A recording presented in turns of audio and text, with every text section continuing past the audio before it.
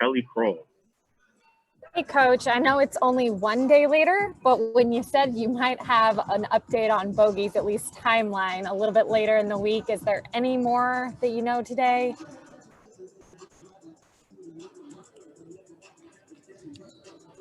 Hey, Coach, you're on mute. No update.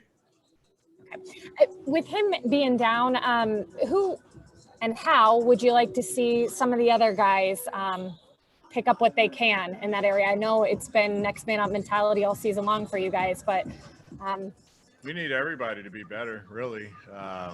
You know, we've missed out on guys, and you know, he had just entered into the starting lineup, so we'll move right back to Cam. And Kevin is still coming off the bench, and that other wing spot, BG, is still coming off the bench. We've got Solo, who's played. You know, those guys will get some additional opportunities. Tony Snell is active tonight. We'll look to try and throw a couple minutes his way and slowly integrate him. But it's not going to fill a guy that was playing 28 minutes right away. And so each guy, everybody, needs to just add another layer of growth to their game. Obviously, we've struggled, but it's not just, you know, replace one guy with one other guy. It's really everyone just taking a step a little bit better. Appreciate it. Thanks. Sarah Spencer. So I know you said going back to the old starting lineup, so that means Trey and Kevin, or that means Trey's available, right? Yes. Okay, and then Kevin and Bruno, are they available as well? Yes. Thank you. Zach Klein. I know Trey was wearing a brace on his shooting hand, Coach, yesterday. Will he be wearing that today, and is that affecting him at all? Yeah, I didn't see him with it on the shoot around. It was more of a walkthrough than a shoot around about an hour ago. So I didn't see him with the brace. I don't know what he plans on wearing during the course of it. There's nothing structurally.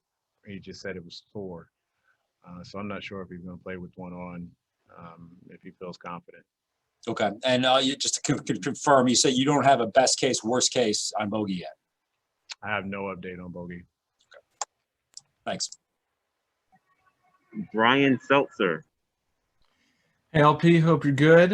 You and Doc are the two coaches that were named to the Social Justice Coalition for the NBA. I know that was announced just before the start of training camp, but have you guys had any opportunities to talk about that, get to work on that at all yet? No. I think when we had the first coalition meeting, I think you guys were playing. Nice talking to you as well, Brian. I think you guys were playing that day, that evening. It was a early evening meeting that we had for the coalition, and you guys had a game that day in preseason. So he was not on that meeting, I don't believe. And we haven't scheduled the second one yet. He and I have texted on a few smaller things, different items. It was mainly about the January 5th runoffs with a mutual friend of ours, but we haven't had any conversations with regards to the coalition or anything, just because there hasn't been a whole lot of interaction just yet. Can you give a background on just like your relationship with Doc over the years? Like, have you had a long-standing relationship before the past couple of months, or maybe take me through that? I think in this business, you kind of, you know, if you haven't worked together prior, you know, a lot of your connections are summer league and combine and things of that nature, and you really get to know guys sitting in the stands and things of that nature. And so that's really been the connection I've had with Doc. I think this summer, me being a head coach, we've obviously communicated a little bit more. We've texted a lot more, and we've had a lot of conversations, real conversations about everything that's been going on with the Coaches Association throughout the summer. And so, you know, really, I think he's a wonderful human being, a wonderful coach. I think he's been tremendous in terms of his leadership on and off the court, and it's been good to get to know him during this time. Thanks, man. Good luck. Thank you. Charles Odom. Hey, I know you said you're only expecting to throw a couple of minutes at Tony Snell tonight, but can you just talk about what you're hoping from him as he begins to to gain more than a bigger role, and how anxious have you been to get your first look? Yeah, you know, I think it's just contribute.